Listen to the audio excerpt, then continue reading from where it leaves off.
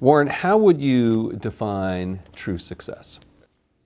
Well, I've said many times that if you get to be 65 or 70 and later, and the people that you want to have love you actually do love you, you're a success. I've never seen anybody that reaches that age. I mean, I'm not talking about somebody that's in extreme poverty or pain or something, but I've never seen anybody that, if they have a lot of people that love them, that is other than happy. And I've seen some very, very wealthy people that they give testimonial dinners to and name schools after and everything. And nobody loves them, you know.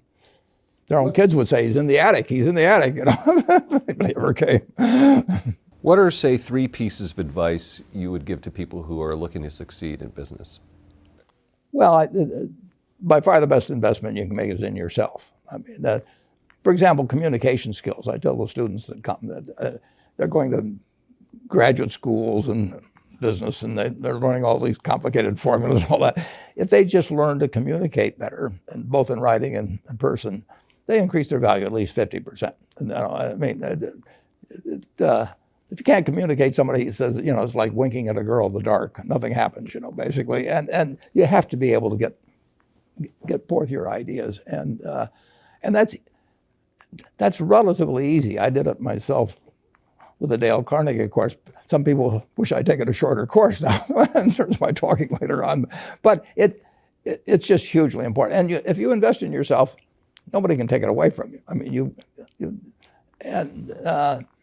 the second thing, which I'll get a certain criticism for not living it, but I do tell those students, you know, that if I gave you a car and it'd be the only car you get in the rest of your life, you'd take care of it like you can't believe. Any scratch, you'd fix that moment. You'd read the owner's manual. You'd keep a garage and do all these things. And you get exactly one mind and one body in this world. And you can't start taking care of it when you're 50. By that time, you'll have rusted out if you haven't done anything. So you should really make sure that you just remember that you just got one mind and body to get through life with and to do the most with it.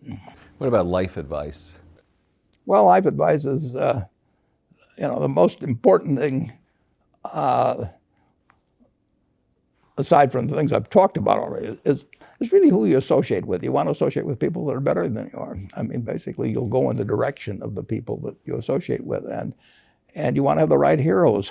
You want people, if you want to emulate somebody, you better pick very carefully who you want to emulate. And when obviously you can't pick your parents. They're going to have an enormous influence on you, but you don't get a choice on that. But you get choices as you go down the line, and who you admire, who you want to copy, and the most important for most people in terms of that decision is their spouse. It's also important in terms of a partner in business, but the partner in life is the most important one. You want to pick a spouse that's better than you are, and then he or she, and you hope they don't figure it out too fast.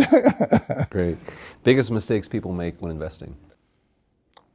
Well, they try to, they just don't realize that all you have to do is just buy a cross-section of America and then never listen to people like me or read the papers or do anything subsequently. They think that because you can trade, you should trade. You buy a farm, you buy an apartment house, you can't resell it tomorrow, and you know the cost of moving around. Now you get something handed to you, liquidity, you know, which is instant. You can sell, and the cost of doing it are pennies, you know, compared to other kinds of investment activity. So because they can so easily move around, they do move around, and moving around is not smarter than investing.